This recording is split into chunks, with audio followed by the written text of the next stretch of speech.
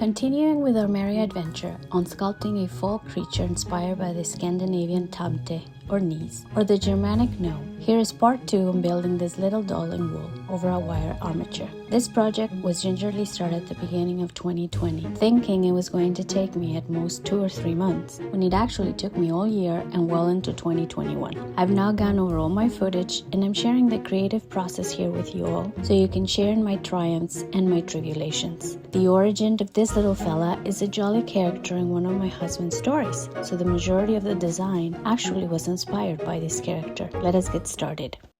If you had hip joints, then you would put the wire there. You need to make sure that this is centered, and then we're gonna twist it and leave this wire high to connect to the head.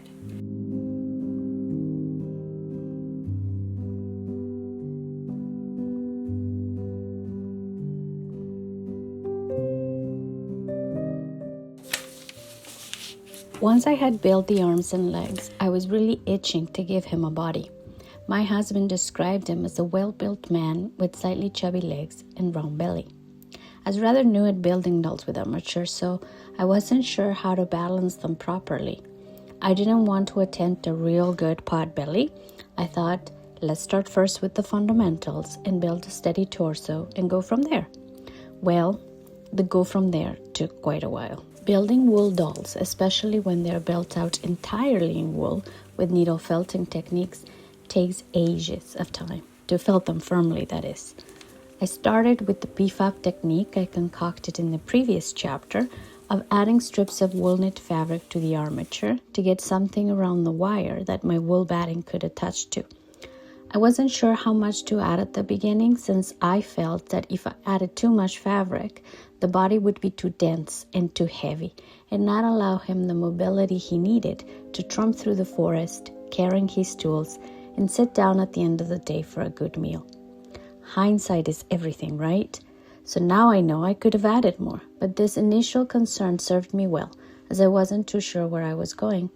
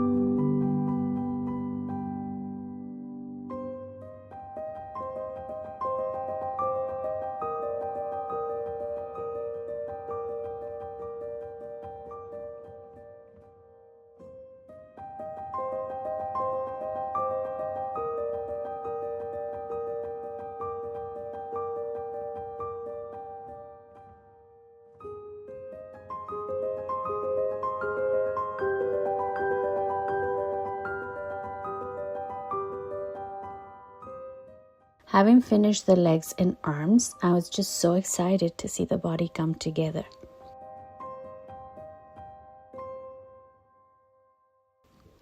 "700 years later, I was questioning my common sense. Who thinks that a doll this size, completely needle felted, supposed to be covered in fabric, would take only a couple of months? I laughed at that initial naivete.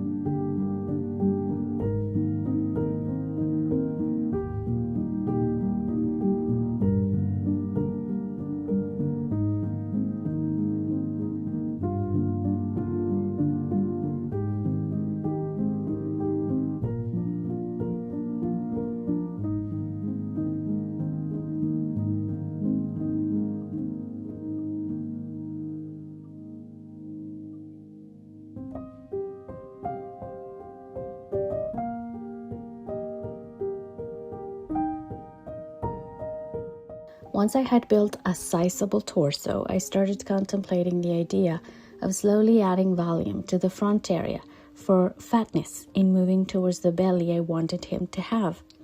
This technique of building the doll in layers, adding value where you need it, when you get to it, is one I carry with me to this day. I've gotten better and perhaps a bit more relaxed at attempting full body armatures because I know I don't need to wrap the entire volume from the start. I can just build up to it. Yes, now I know this takes longer, but it also causes much less mayhem, friends, trust me.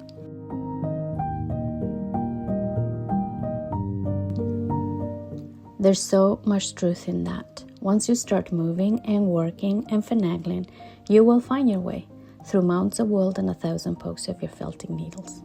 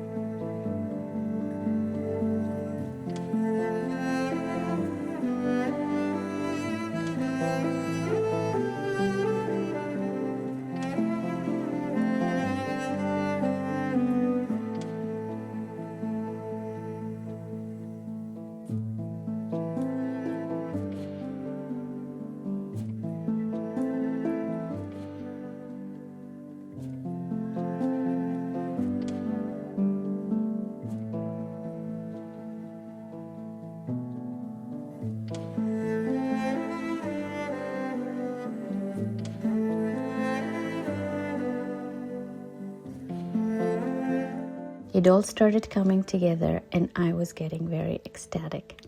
I kept placing the legs and arms next to it to see the look of the body together, and I was really feeling it, friends. It was all going in the direction I wanted.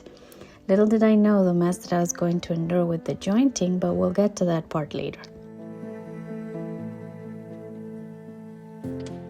Of course, I got to the very important stage, building the head. And so our little fella is coming together. I think I left the head to this point because I was dreading sculpting the face. Having the entire body ready gave me the push and energy I needed to know how large to make it. So I started by rolling a ball made entirely of thin strips of wool. Something really thick and really compacted, no air or fluffiness in there. I made an incision to be able to place it atop the wired spine and then add more wool to build up the neck. I figured the best way to secure it before I added more wool, it was just to sew it with strong craft thread and one of my ginormous doll making needles. This proved to work.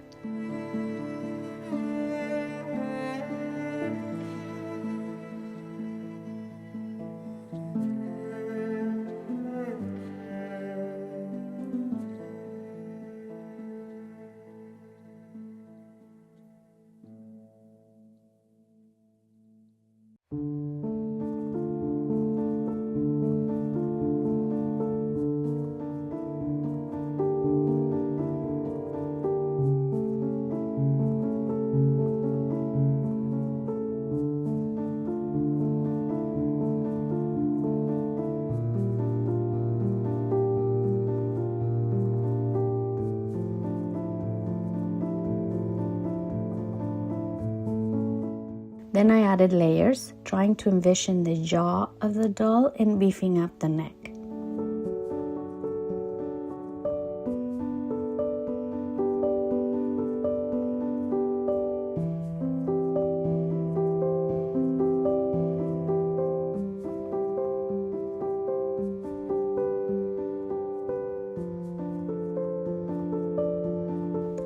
Once those wool strips became tightly felted, they would hold the head in position, so I made sure to add enough wool so the whole thing was really well attached. I normally strip my wool batting into thinner sections, so I'm not working with very thick layers of wool, which allows me to fully contact a wool layer onto the doll before adding more.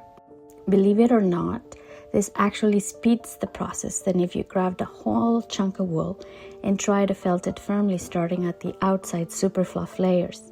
No friends, if you want to build really firm wool felted dolls, add your wool layers one at a time. Don't build them too thick before you felt them down. This will allow you to see where asymmetries start to develop, and you can also firm up and smooth a layer very well before you add more wool.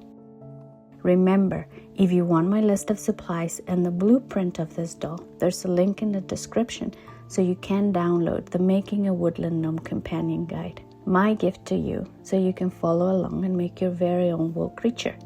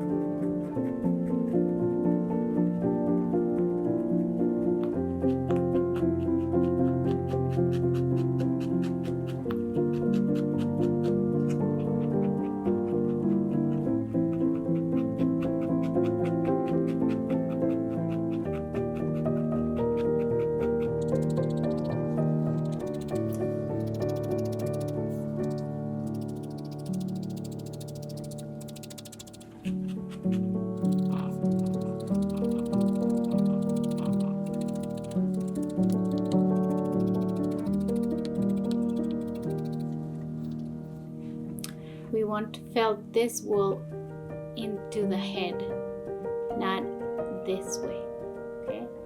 We want to push it in there.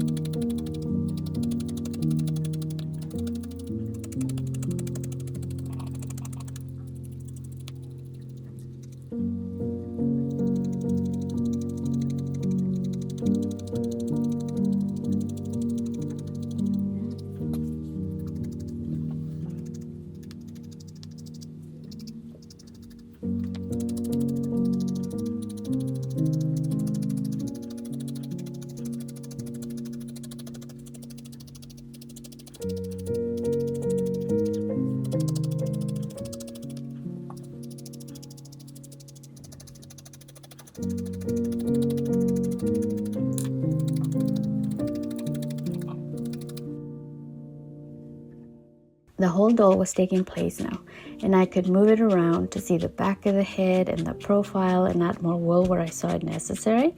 This is very important as you build your doll. A lot of people leave them with a flat head and then they wonder why the doll looks odd or the hair doesn't lie down properly. You need a well-shaped skull. In this case, my doll's not supposed to be realistic, but I still want him to wear a pretty hat and for his hair to have where to attach properly, so I rounded out the back of the head.